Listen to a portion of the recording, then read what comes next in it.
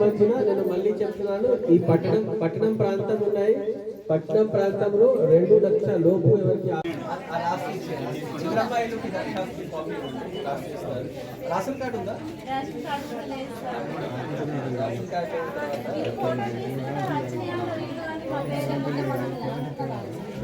ఇంటి నంబర్ ఉంటుంది కదా,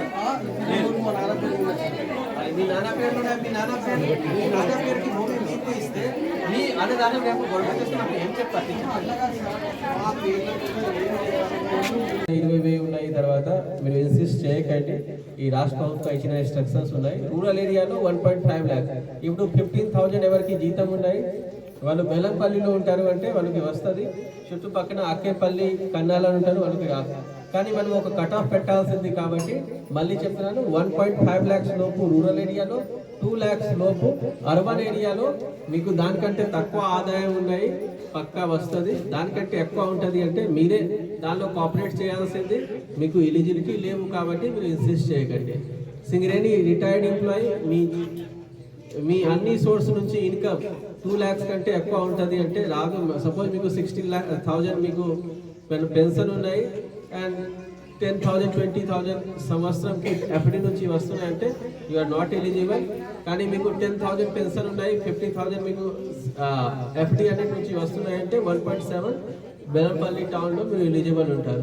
మీ అందరికీ తెలుసు, నాకు తెలుసు తెలియదు, ఆడియోకి తెలుసు తెలియదు, కానీ మీకు తెలుసు మీరు ఎలిజిబుల్ ఉన్నారా లేదా. మీరు ఎలిజిబుల్ ఉంటారు అంటే మీరు ఇన్సిస్ట్ చేయండి, ఇస్తాము. ఎలిజిబుల్ ఉంటారు మీరు ఇన్సిస్ట్ చేయకండి. అంటే మనం అట్లా కొంచెం ప్రెషర్ పెట్టేసి ఎలిజిబుల్ తీసుకుంటే పథకంకి మొత్తం వెళ్ళిపోతుంది, లాభం దానికి లేవు.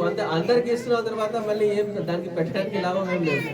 ఎవరికి తెలుసు తెలియదు, మీకు పక్కా తెలుసు మీరు ఎలిజిబుల్ ఉన్నారా లేదా.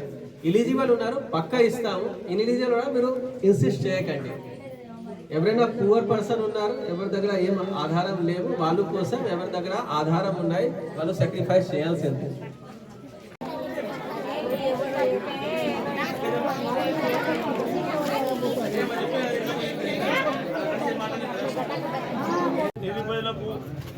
తెలంగాణ ప్రభుత్వం ముఖ్యమంత్రి రేవంత్ రెడ్డి గారు ప్రవేశపెట్టినటువంటి ప్రజాపాలన దానికోసం ఇచ్చేస్తున్నటువంటి నా వార్డుకు గౌరవ ఆర్డీఓ గారికి మరియు బెల్లంపల్లి డిప్యూటీ ఎంఆర్ఓ గారికి, వార్డు ఆఫీసర్లకు, రాజ్ శ్రీనివాస్ గారికి, పద్మ గారికి, అట్ల విషయం అందరికీ నా హృదయపూర్వక నమస్కారం తెలియజేసుకుంటూ, మీకేమన్నా సలహాలు సూచనలు సందేహాలు ఉంటే సార్ని అడగండి.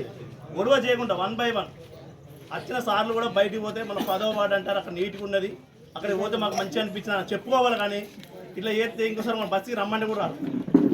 అందుకు మీ అందరి చేతులెత్తి మొక్కుతానా 1 by 1 సందేహాలు సార్లు కూర్చున్నట్టు నా కొడుకు పేరు రాలేదు అట్లా ఆన్లైన్లో పెట్టుకున్న లిస్ట్ మీ సేవలో ఆన్లైన్లో పెట్టుకున్న ఈ లిస్టు మా దగ్గర ఉంది. ఒకటి చాలు, ఈ లిస్టు మా దగ్గర ఉంది. ఈ లిస్టు ప్రకారం అందరికీ ఇప్పుడు అడిషన్ చేసేస్తాం. మీకు రేషన్ కార్డు వస్తుంది. నువ్వు నీ దరఖాస్తు దీంట్లో లేకపోతే ఒకటి చాలు, నీ దరఖాస్తు దీంట్లో లేకపోతే ఇప్పుడు అప్లికేషన్ ఇవ్వమ్మా, ఈ దరఖాస్తు తీసుకుంటాం. 10-15 రోజుల్లో నీ పేరు కూడా దీనిలో వచ్చేస్తుంది. ఓకే. కానీ ప్రభుత్వం ఇప్పటి ప్రభుత్వం మీద రేషన్ కార్డు ఇస్తుంది.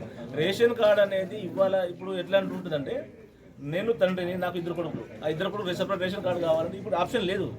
మళ్ళీ ఆన్లైన్లో పెట్టుకోవాలి. అప్పుడు నా కార్డు నుంచి నా 2 పిల్లల్ని తొలగించి వాళ్ళకి సెపరేట్ రేషన్ కార్డు ఇస్తుంది. అది రేషన్ కార్డు బై వెరిఫికేషన్ అంటే విడగొట్టలేము. విడగొట్టి వాళ్ళకి సెపరేట్ కార్డు ఇవ్వాలి.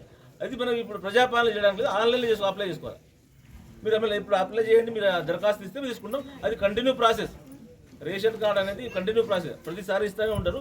ఇంతకుముందు 10 సంవత్సరాలు ఆపబడింది, కానీ ఇప్పుడు మాత్రం కంటిన్యూ నడుస్తూ ఉంటుంది. మీరు ఎప్పుడు అప్లై చేసుకుని వచ్చేస్తారు. ఓన్లీ ఎలిజిబిలిటీ ఒకటే క్రైటీరియా, 2 లక్షల లోపు ఇన్కమ్ ఉంటే అందరికీ రేషన్ కార్డు వస్తుంది.